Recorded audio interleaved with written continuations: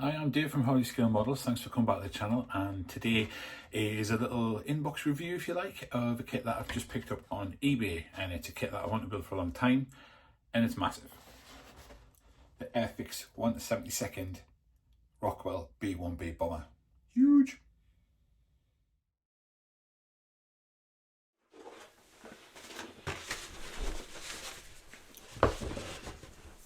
Okay, so here it is. Wanted this kit for a long time. It's a massive kit. It's not particularly well detailed. It's a 1984 tooling, and I think this is the original box as well, like the original box art. So as you can see, picked it from eBay. Trying to get it in the shot here. There's a lot of damage on the box. The box is not in good shape, but it's not the box that matters. One part that did make me laugh is there's still a price tag on this from when it was originally bought, and it was £12.75, which would be nice these days because these tend to go for close to £80, I believe.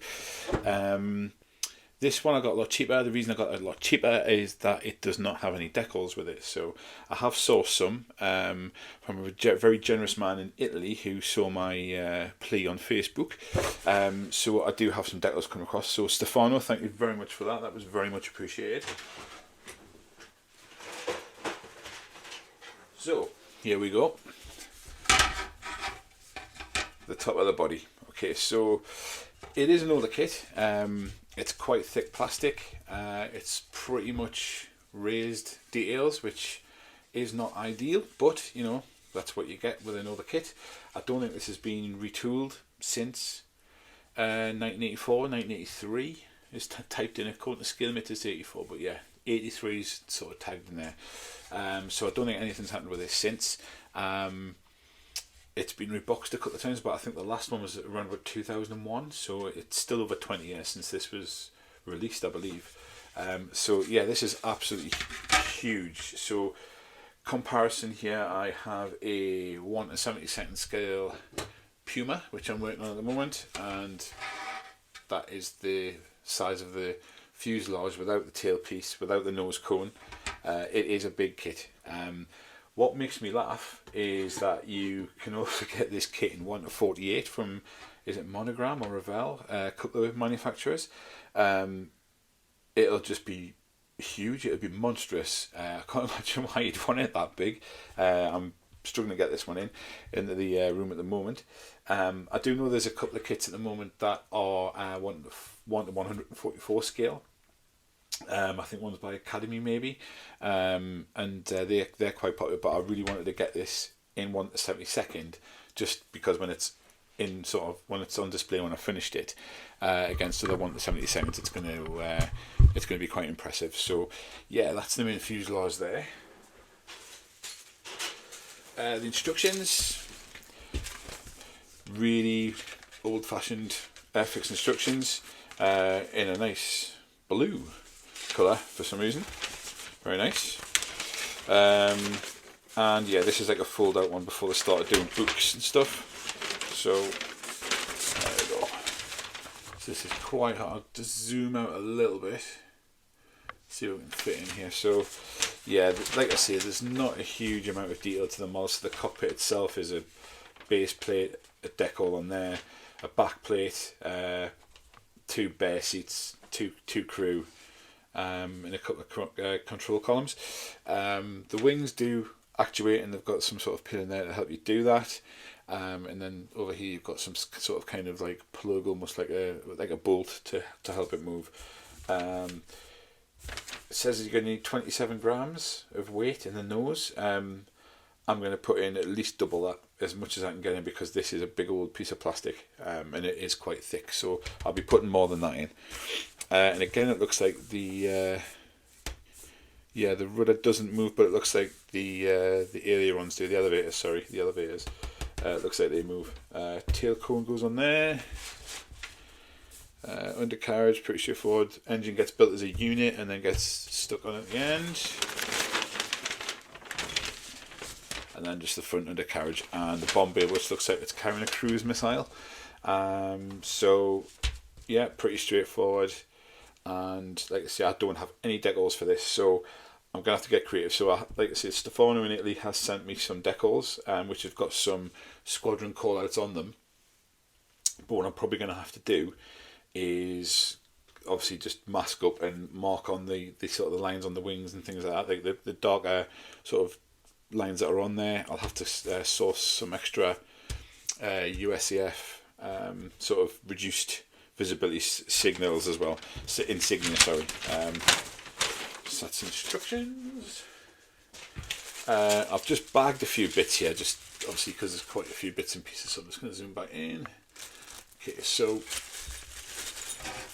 yeah. So in here I've got the canopy, which was loose, and I've put in all the other loose parts just to keep me safe. So there's a little bit of glasswork there, bit of the tail unit there, the tail cone, the nose cone, and the canopy is in there protected. It's not actually in bad shape at all, but I've wrapped it up just to make sure it doesn't get damaged. And then the underside of the aircraft, again, not a lot of detail. There's a little bit of detail in the wheel wells, a little bit of detail in the bomb bay, but not a great deal at all. And you know, there's a little bit there, but like I say, this is a 40-year-old kit, so you're going to get 40-year-old technology, really. So yeah, again, raised pan lines there. So again, we'll have to be careful when I'm doing that. But yeah, this is an absolutely solid piece of plastic, really big bit of kit.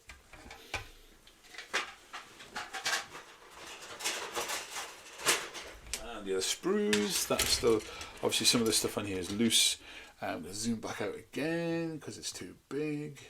So I've got all my builds on here. So you've got bits of a Westland Wheelman there. You've got obviously the Puma that you've just seen.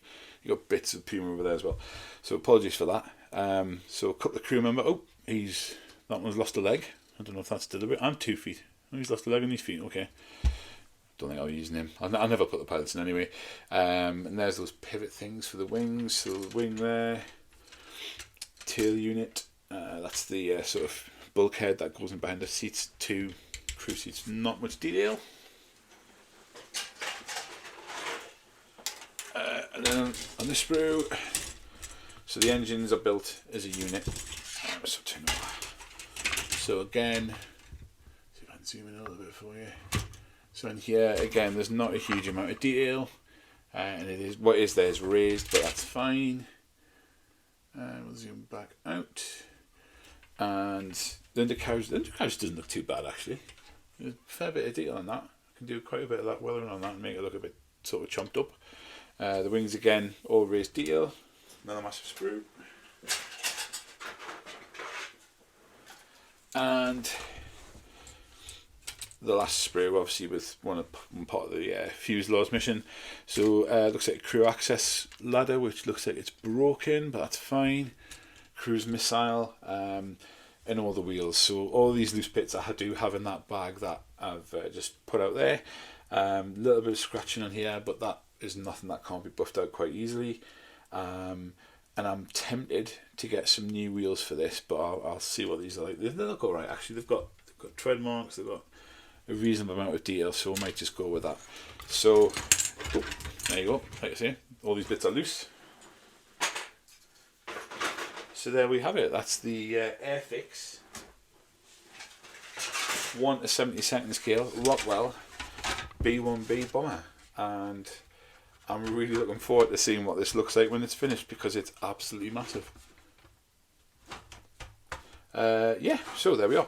I've had a look at the box, and it's got the option on the box is like a camouflage scheme, but I think I'm probably going to go with the more modern sort of, it's like a dark blue grey that the aircraft's coloured in, and that's what I think I'm going to go for. So again, I'll put pictures, videos, etc. on the YouTube channel once I've got that done, once I've started that sort of thing. But if you've got any questions, as normal, just stick a few comments down below. I do try to reply to every comment that gets made. And again, thanks for checking out the channel. Please subscribe if you haven't already, and look after yourself, and we'll see you all soon. Cheers now, bye.